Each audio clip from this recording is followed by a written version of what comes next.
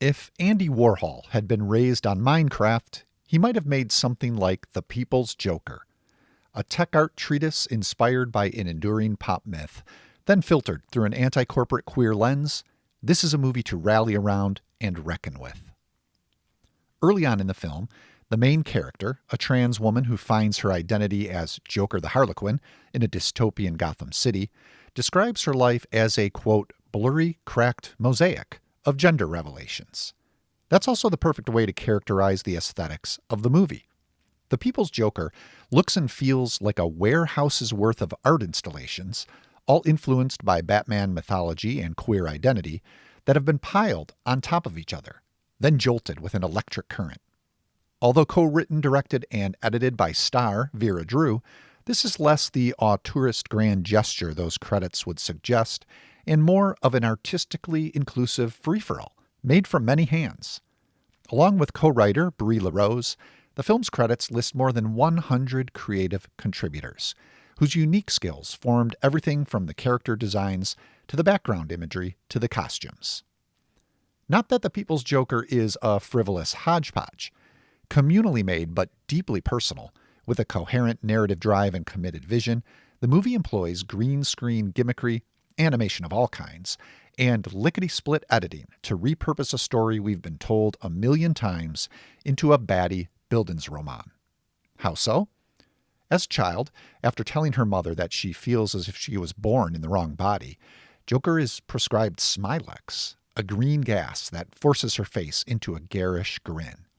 The hallucinatory, partly animated depiction of this, from the young Joker's perspective, feels like experiencing A Clockwork Orange's infamous deprogramming screening from behind Alex's eyelids. Eventually free of her family, and pursuing a career in comedy in Gotham City while still on Smilex, Joker finds herself in a vaguely familiar hellscape.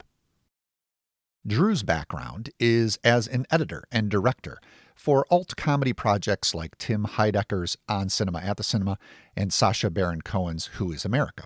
So the world building here is both bizarre and biting, with references to, quote, President Lex Luthor, clips from a wildly popular television series called Suicide Cop, and the omnipresence of Batman's drones, which buzz over the city like fascist wasps.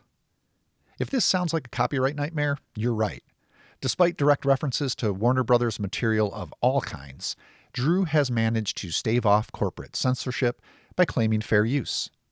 And that's as it should be. If we're going to have a Batman or Joker movie shoved down our throats every year or so, and for the record, I've liked many of those, including 2019's Joker, which is parodied aplenty here, then it's only right that we should also get one that came from the ground up. This is what Vera Drew has given us. The People's Joker feels less like the work of someone who wants to watch the Batman burn, and more like a refashioning of a modern myth for personal purposes.